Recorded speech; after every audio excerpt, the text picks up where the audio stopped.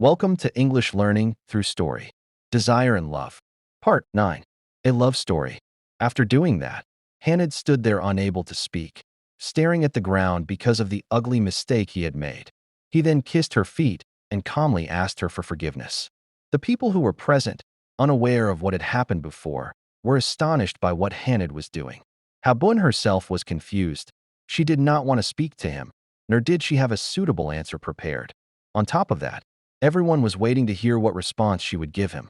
When Habun saw the tears flowing from Hanad's eyes, the sadness on his face, and how he was sitting humbly before her, she took his hand, wiped the dust from it, wiped his tears with her scarf, and led him into the living room.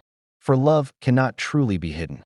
The people then asked Habun, "Hey, what does this man want from you?"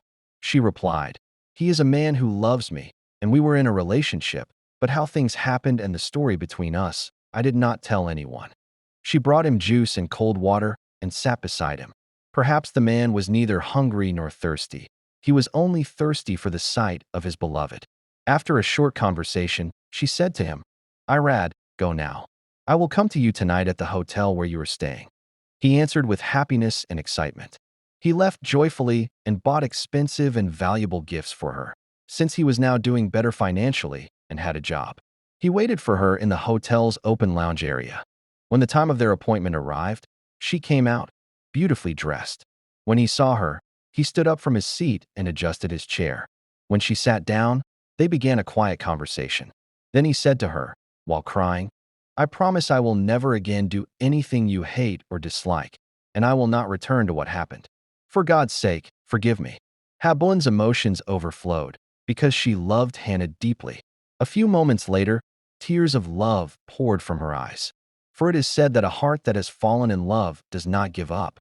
While crying, she held his hand and said, "My love, I cannot live without you either.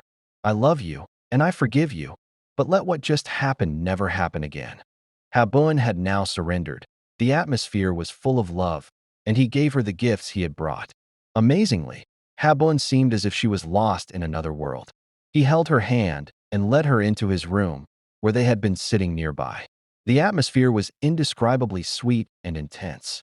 Shortly after, the story reached the point where they were short of breath, until they forgot themselves completely and became inseparable. How strange.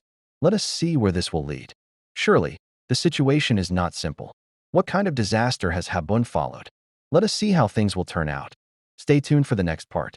To understand the full meaning of this story, rewatch the previous episodes I posted. Goodbye. Please subscribe Lock One English Podcast.